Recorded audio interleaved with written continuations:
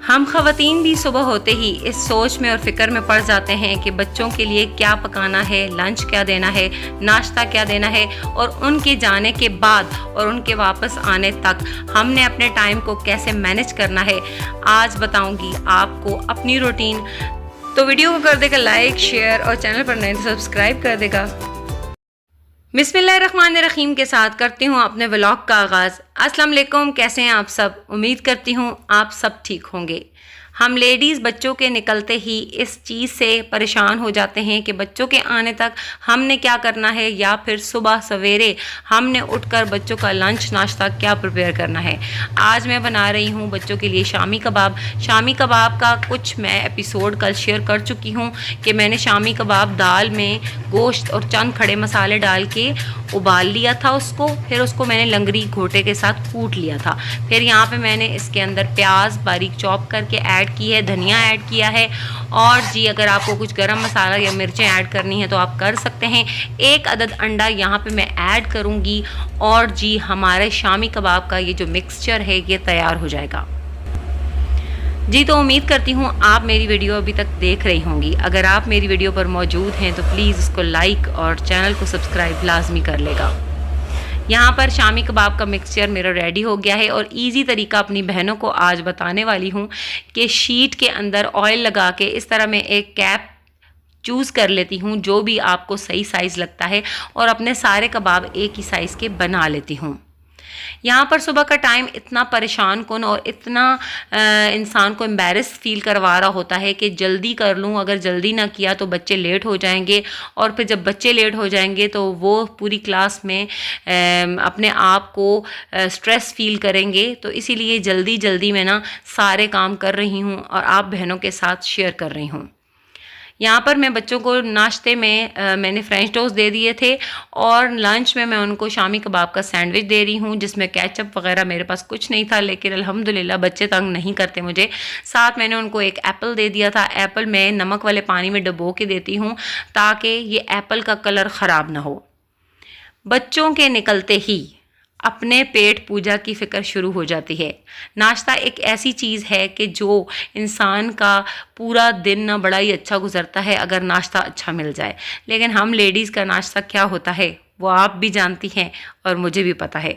यहाँ पर मैं अपने हस्बैंड के लिए स्क्रैम्बल एग बना रही हूँ, और मैं तवे पर ही बना रही हूँ। आज मैं बचत के चक्कर में हूँ कि मेरे बर्तन ज़्यादा गंदे हो जाएंगे और फिर धोने पड़ेंगे, तो बेहतर यही है आज तवे का इस्तेमाल करते हैं। यहाँ पर मैंने स्क्रैम्बल एग बना लिया है। स्क्रैम्बल एग की आसान सी रेसिपी है। अंडों को फेंट लें, नमक काली मिर्च डाल लें, और हल्का सा दूध 2 टेबल स्पून के करीब डाल के अच्छे तरीके से फेंट के इसको इस तरह से कुक कर लेना है, तो स्क्रैम्बल एग रेडी हो जाएगा। यहाँ पर आप देख सकते हैं हमारी चाय भी खोल रही है, उबारियाँ आ रही हैं और बेताब हो रही है कि हमें पी लो जल्दी से। तो हम भी चाय लवर्स हैं, जो चाय लवर है उसके लिए चाय तैयार है। अच्छा जी, यहाँ पर नाश्ता प्रिपेयर करने के साथ साथ आपको बताती चलूँ कि आज मैं अपनी रूटीन में बहुत सी चीज़ें आपके साथ डिस्कस करने वाली हूँ और शेयर करने वाली हूँ। आपने रूटीन को पूरा देखना है और ज़रूर बताना है कि मैं अपनी रूटीन के मुताबिक कैसे चल रही हूँ और आप क्या क्या हैबिट्स फॉलो करती हैं। यहाँ 10 मिनट की एक हैबिट आपके साथ शेयर करूँगी। उम्मीद करती हूँ आपको मेरी वो हैबिट पसंद आएगी। अगर हम काम इकट्ठा करते रहें तो काम तो कभी ख़त्म ही ना हो, लेकिन 10 मिनट की जो हैबिट है इसने मेरी ज़िंदगी ही बदल दी। उम्मीद करती हूँ आज आप भी ये चीज़ जानकर काफ़ी ज़्यादा मोटिवेट भी होंगे और खुश भी होंगे कि जी 10 मिनट की जो हैबिट है वाकई बड़ी प्रोडक्टिव है। यहाँ पर नाश्ते से फारिग होने के बाद मैंने जल्दी जल्दी भिंडी जो थी वो धो ली। अच्छा, भिंडी जब धोई और इसको फ़ैन के नीचे मैं फैला के मैं अपने हस्बैंड के कपड़े इस्त्री करने चली गई थी। तकरीबन 5 से 10 मिनट तो आराम से ही लगे होंगे। आपको पता है बहनों को कि जब गर्मियों के कपड़े इस्त्री किए जाते हैं तो उन पर स्प्रे लाजमी किया जाता है पानी का, ताकि उसके शेल वगैरह दूर हो जाएं। यहाँ पर मैं डाल के चली जाऊँगी, वापस आऊँगी तो ये खुश्क हो जाएंगी, और फिर छेती छेती काट लूँगी इनको। जहन में यही सवार है कि बच्चे आ जाएंगे, लेकिन आज फ़ातिमा नहीं गई थी स्कूल क्योंकि वो कह रही थी मेरा आज मूड नहीं है। तो हमने भी ज़्यादा ज़ोर ज़बरदस्ती नहीं की और मेरे हस्बैंड ने उसको घर रोक लिया। लेकिन अब ये कल जब हमें तंग करेगी ना, फिर हमें समझ आएगी कि आज हमने घर पे इसको रोक कर गलती की है। यहाँ पर आप देख सकते हैं मैंने इसका ऊपर वाली साइड और नीचे वाली साइड रिमूव कर दी है और फिर यहाँ पे मैंने इसको काट लिया है कुछ इस तरह से। कुछ लोग मसाले वाली भिंडी बनाते हैं, कुछ लोग इस तरह बनाते हैं, लेकिन देखें आप आधा किलो भिंडी में ये कचरा निकला है और इस कचरा भिंडी का मैं कल क्या बनाने वाली हूँ व्लॉग में आपने लाजमी देखना है। मैं इससे बहुत ही ज़बरदस्त DIY करने वाली हूँ, कल के व्लॉग में आपके साथ लाजमी शेयर करूँगी, आपने कनेक्ट रहना है। अल्लाह ताला ने कोई भी चीज़ बेकार पैदा नहीं की, तो ये कचरा भी किसी न किसी काम लाजमी आता है। अगर हम इसको फेंक भी देते हैं तो ये खाद के तौर पे जाकर आगे वर्क करता है। यहाँ पर आप देख सकते हैं मैंने ऑयल में प्याज जितनी रिक्वायर्ड थी भिंडी के अकॉर्डिंग, कुछ लोग ज़्यादा पसंद करते हैं, कुछ कम पसंद करते हैं। हम लोग ज़्यादा प्याज डालते हैं और भिंडी उसमें बराबर की ही होती है ऑलमोस्ट। यहाँ पर सिर्फ हल्दी और नमक में मैं भिंडी बनाती हूँ और सब्ज़ मिर्च साथ ऐड करती हूँ। बहुत से लोग टमाटर भी डालते हैं और बहुत से लोग सुर्ख मिर्च भी डालते हैं। मैं बिल्कुल इन दोनों चीज़ों से अवॉइड करती हूँ। टमाटर मेरे पास फ्रोज़न था, फ्रोज़न मैं डाल नहीं सकती थी और जो दूसरा टमाटर था वो अवेलेबल नहीं था, होता तो शायद मैं डाल ही देती।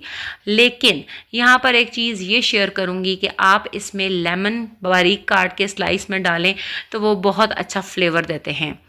सब्ज़ मिर्ची अगर काट कर डाली जाएं तो उनकी बात ही और होगी, लेकिन मेरे बच्चे खाते नहीं हैं, इसीलिए मैं इसको सिंपलेस्ट तरीके से पकाती हूँ ताकि बच्चे खा लें। वो कहते हैं ना उसमें भी बच्चे 100 कीड़े निकाल रहे होते हैं जी। तो मेरी भिंडी प्रोसेस में है, तकरीबन मैंने इसको इतना फ्राई किया था कि इसकी लेस ख़त्म हो गई थी। फिर मैंने उसको ढक के 10 मिनट के आसपास पकाया था और मेरी भिंडी रेडी है। यहाँ पर हांडी से तो मैं फारिग हो गई थी। फिर मैंने क्या किया, साथ साथ मैंने कहा चलो दही लगा लेती हूँ। दूध गर्म किया, दूध दही का जो जामुन या जाग आप क्या कहते हैं, हम लोग जाग कहते हैं। यहाँ पर दूध का जाग जो है वो मैंने थोड़ा सा बचा लिया था। आजकल तो गर्मी है, गर्मी में दूध और दही ऐसे दुश्मन हुए हुए होते हैं बच्चे के, दूध और दही के ना छोड़ते ही नहीं है बिल्कुल भी। तो ये थोड़ा सा जाग मैंने कल बचाया था और अभी मैं दही लगा रही हूँ। तो यहाँ पर जितनी कोशिश होती है कि बच्चों के आने से पहले काम से फारिग हो जाएं तो उतना ही बेहतर है। टाइम सेविंग आइडियाज़ यही होते हैं कि अगर हम वक्त पर सारे काम कर लें और जब बच्चे स्कूल से आएँ तो उनकी पढ़ाई में उनका हाथ बटाएं, उनको मोटिवेट करें, तो तब हम जब अपने काम से फ्री हो जाएंगे ना तो ये काम हम तभी कर सकते हैं।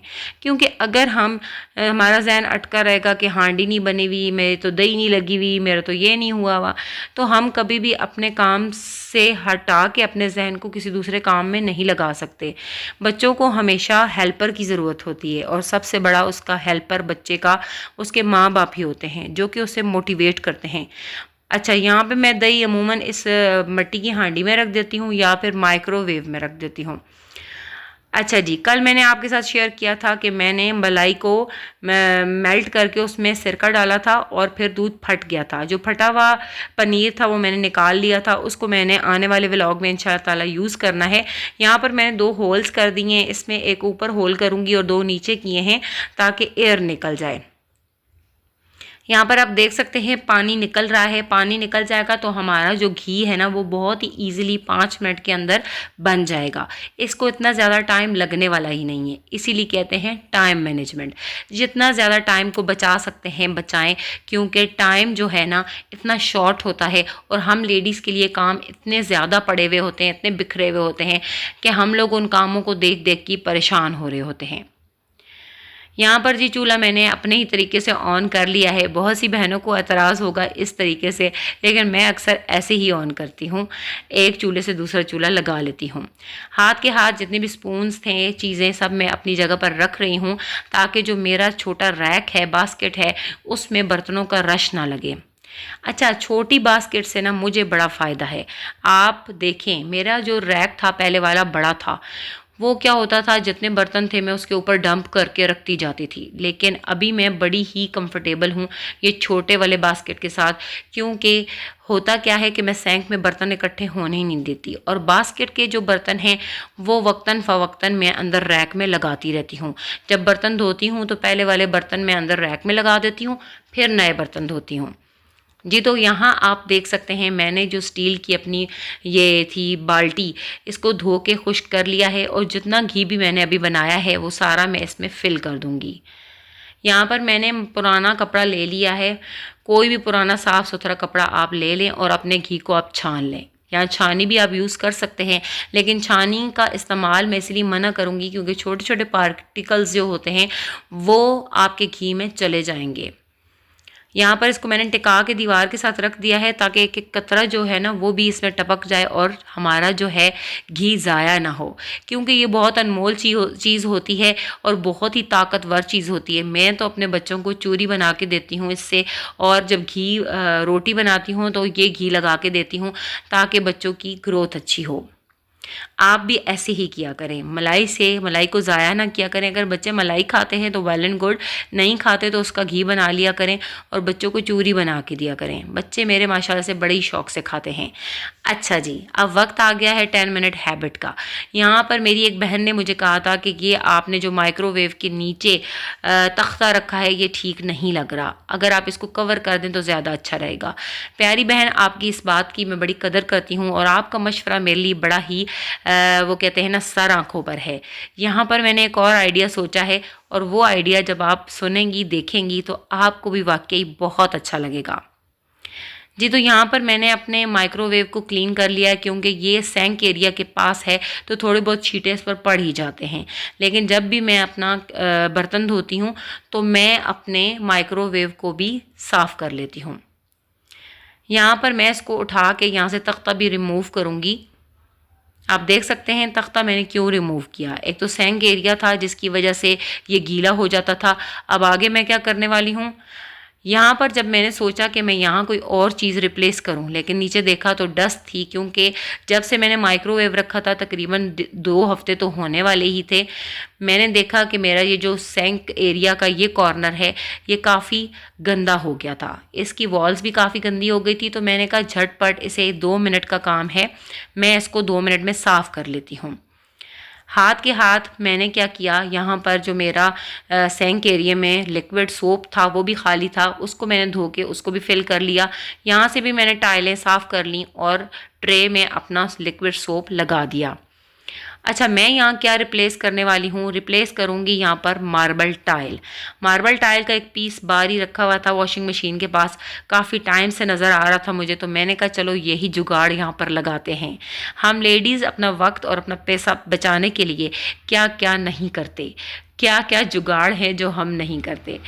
अच्छा, जब मैं ये टाइल लेने गई हूँ तो मैं अंदर ला रही थी तो छिपकली इसके ऊपर फुदक रही थी वो छलांग मार के मेरे पाँव के ऊपर आई और मेरे पाँव के ऊपर से सफ़र करती हुई किचन के अंदर, जिसने मेरा बहुत ही ज़्यादा टाइम ज़ाया किया। मैंने उसको ना मारा ना पकड़ा, ले वो कहीं छुप गई थी। अगर तो मारती या पकड़ती तो आपके साथ लाजमी शेयर करती। जी, तो यहाँ पर आप देख सकते हैं कि ये मार्बल टाइल कितना अच्छा लग रहा है, बहुत ही डिसेंट सा लग रहा है। और जो हमारा माइक्रोवेव बहुत ऊपर की तरफ उठा हुआ था, अब उसका वॉल्यूम भी कम हो गया है। यहाँ पर ये मेरा एक नमकदानी का स्टैंड था जिसकी नमकदानियाँ ख़राब हो गई थी, तो उसको मैंने रीयूज़ कर लिया। देखा कितनी अच्छी लग रही हैं नमकदानियाँ। उम्मीद करती हूँ आपको भी अच्छा लगा होगा। अपना ख्याल रखिएगा। अल्लाह हाफ़िज़।